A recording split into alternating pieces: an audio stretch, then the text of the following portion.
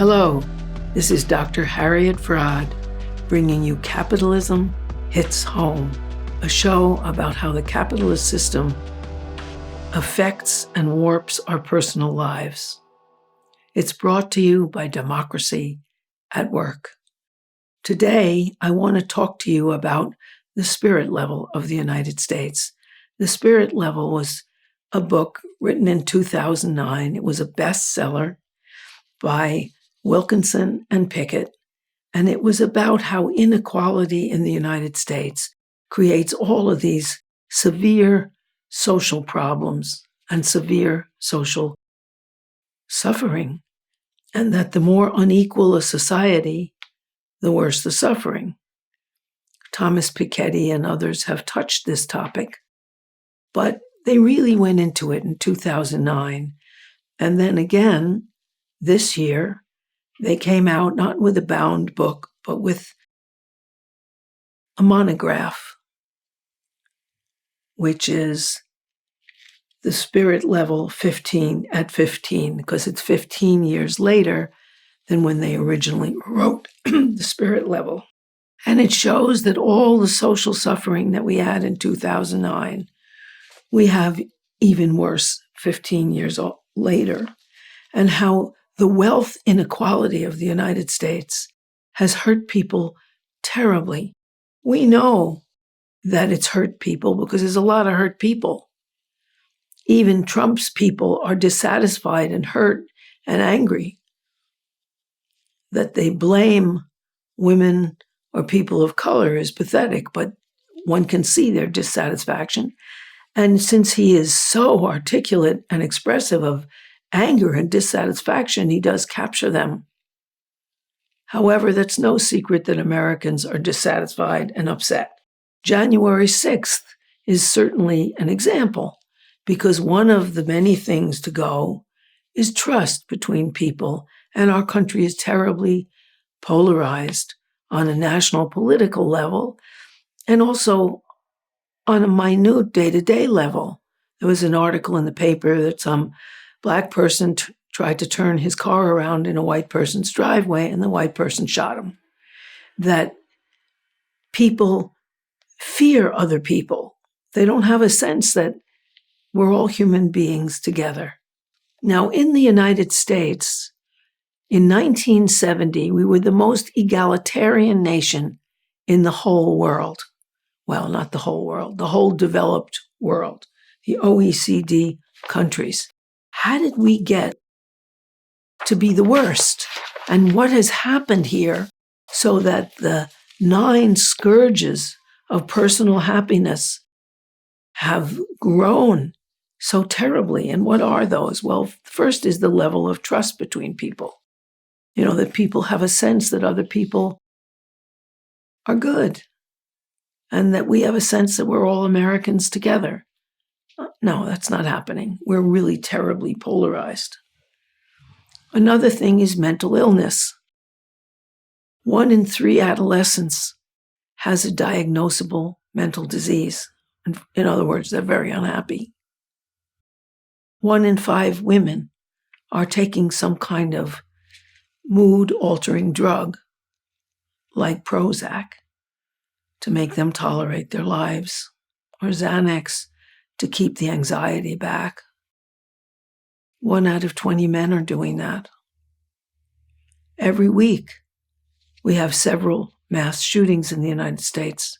There's no other country in the world, no less the developed world, that has anything like that. Also, we have higher eating disorders of all kinds, which are people acting out because they're terribly upset. We have more obesity among children.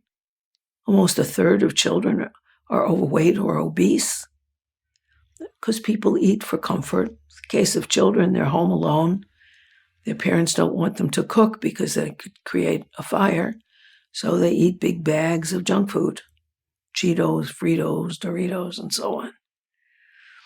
And people are too tired and too unhappy to cook, so they eat junk food, or they go out for quick fast food, which is also junk food. Our children's education levels are going down.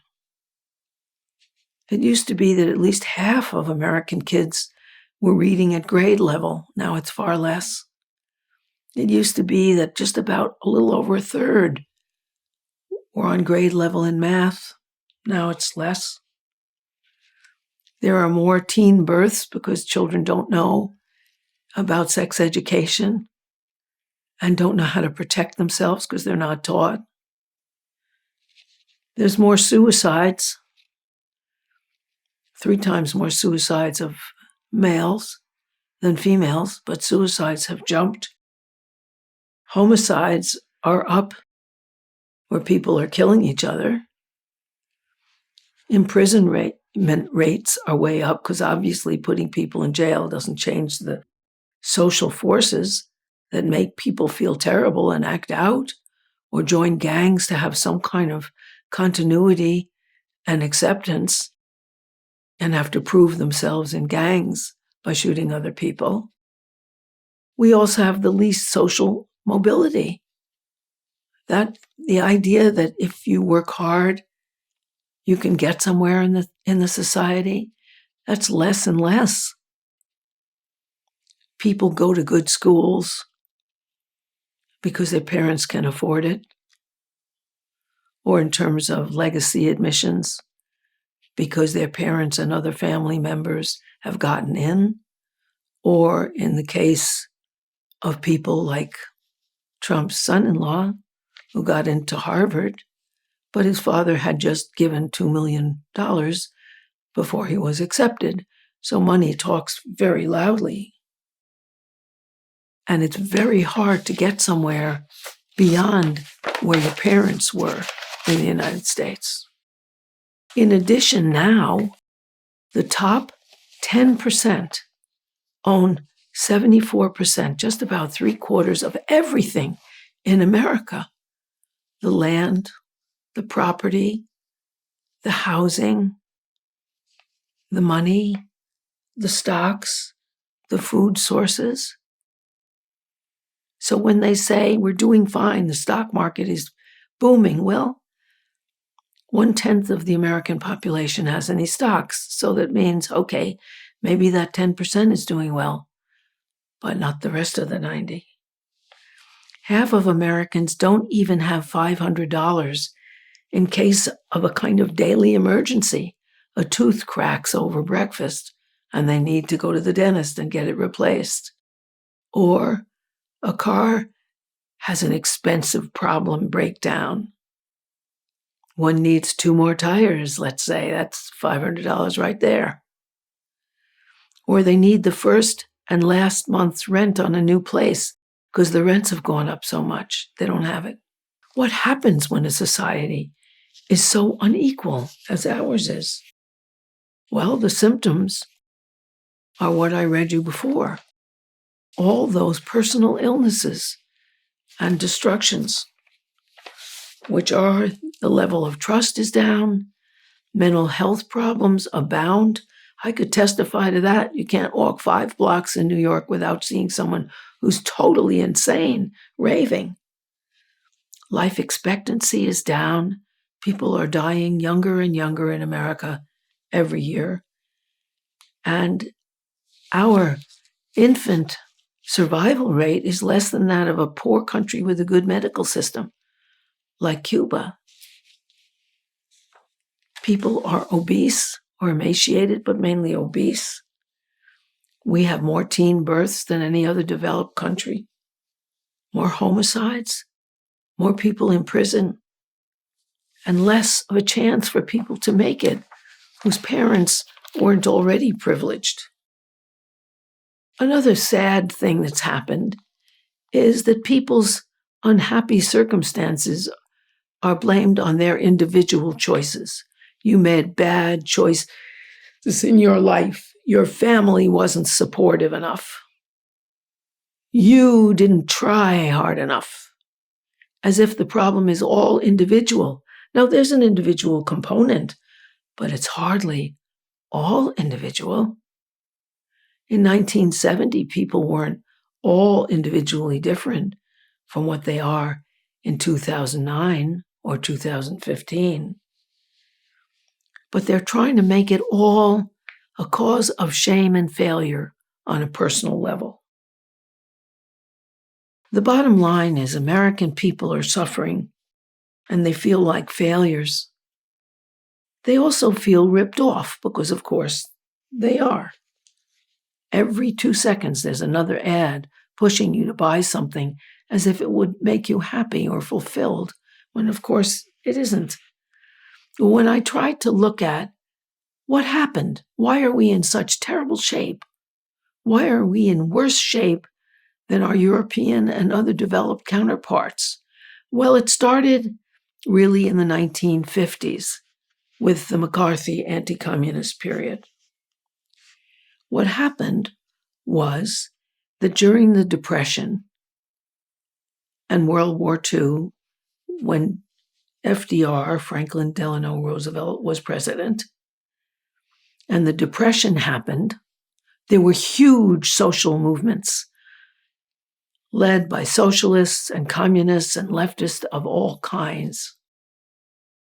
1 out of every 4 families in the United States had an active communist who was accepted as a member of the family, not as some kind of weirdo outcast, but just that was part of the political discourse. A big building near where I used to live, a building on 17th Street, was entirely devoted to the Communist Party, where they had classes and, folk dancing and history classes, the whole thing. And that was normal. It isn't normal now, but how did this happen? Well, it happened because capitalists got really frightened. FDR taxed them at, as I said before, 96.8 of their income, in 96.8% of their income. That's a lot. They got less than 4%, and they agreed to it only because they were afraid of the social movements at the bottom, led by the left, which threatened to dispossess them altogether. The capitalists were worried. And with the media as their partners, because our country has capitalist media, we have ads in our newspapers. We don't have the kind of repression that Russia has had and other countries where they're not allowed to print stories by law. But since the ads are ads from capitalists, if they're critical of those capitalists, they don't get published. And if they're too critical of the government, then they're not let in on the press conferences and their questions aren't entertained. So that's a kind of censorship too. And what they did was they supported Senator Joseph McCarthy, who was an alcoholic and not much of a star from Wisconsin, but he claimed that the country was beset by dangerous communists and that by believing in communism, you were believing in the violent overthrow of our country. Of course, nobody was trying to violently overthrow our country or even our elections as they did on January 6th, but that was what was pushed. And the government and media were glad to have it. McCarthy had a platform.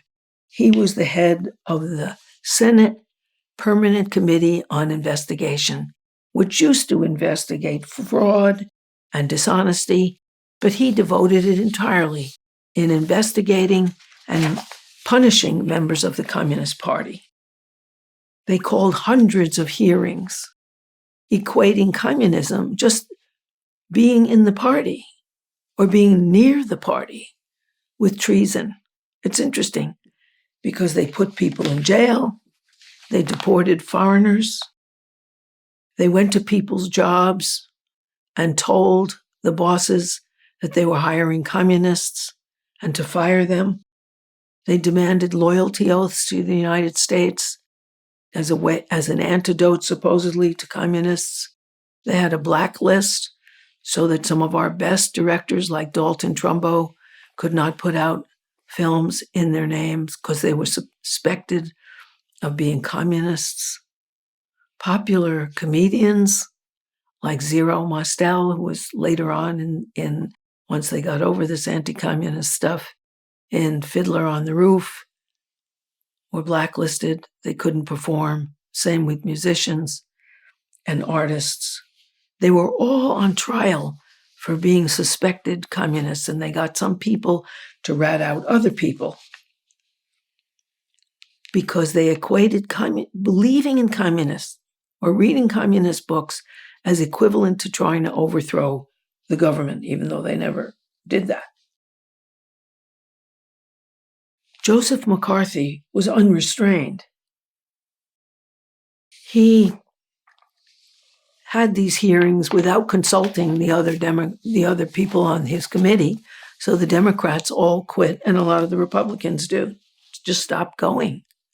He had as his junior counsel Roy Cohn, who was one of Trump's teachers, a really crooked lawyer who helped him know how to ruin people's lives, jail them, deport them, without being in trouble with the law. McCarthy was judge, jury, prosecutor, and castigator, and press agent. And Cohn was his legal advisor. Cohn ended up penniless. He was, and also jailed for defrauding one of his clients, forging a dying man's name so that he could inherit his wealth. But unfortunately for McCarthy, he decided to pick on the army. He said the army was infected with dangerous communists. And the army lawyer to defend the army was a man named Joseph Welsh. He was a lawyer. And at the first session where they were being interrogated, McCarthy charged that one of Welsh's assistant attorneys had ties to the communists. At that point, the amazed television audience, because hearings were televised where people were accused and punished, Welsh responded with these lines that are immortalized. Until this moment, Senator, I think I never really gauged your cruelty or your recklessness. And when McCarthy continued to accuse and attack, Welsh said, let us not assassinate this man further. You have done enough. Have you no sense of decency? And those words from a top official and the army seemed to resonate with America. And McCarthy fell from his pinnacle of popularity. At that point, since he was already censured, his Senate colleagues also fought back. McCarthy died a couple of years later, a kind of broken man. He had been an alcoholic, so he died young. He was 48. And corporate America had done its deed of demoting communism. We have to remember that one of the reasons the capitalists were scared was not only that 1 in 4 members of any family was a communist, statistically, or that our primary ally in World War II that allowed us to win was the Soviet Union and Russia. The United States lost 600,000 people in that war. Russia lost 30 million people. Russians fought the fascists hand to hand in the streets, and their whole society was decimated. But they were the primary ally of the United States, and on the radio, they used to refer to Joseph Stalin, who was the head of Russia in World War II, as Uncle Joe. So things were getting very cozy with the left and communists. even somebody who was a severe and murderous dictator like Joseph Stalin. Well, since McCarthy accused communists primarily, and then accused their leftists, their socialists as being fellow travelers, and all leftists as being suspect, the left, which is responsible for progressive things by and large, was thrown out. They were particularly thrown out of the unions. The head of the AFL-CIO was a man named Philip Murray, and a devout Catholic, and with some pressure from the Catholic Church, he led a movement to throw the communists and leftists and socialists out of the unions. Well, it just so happened that the left was the spark of the unions, believing in worker power. And when they threw the communists and the socialists and the leftists out of the unions were decimated. And they were decimated to the point that 35% of people were in unions in the 1930s. Now, 6% are in private sector unions, and maybe 10% public unions. That's at least half. This is terrible. And what happened was union power dissipated, and with it, the push to have a better situation for employees.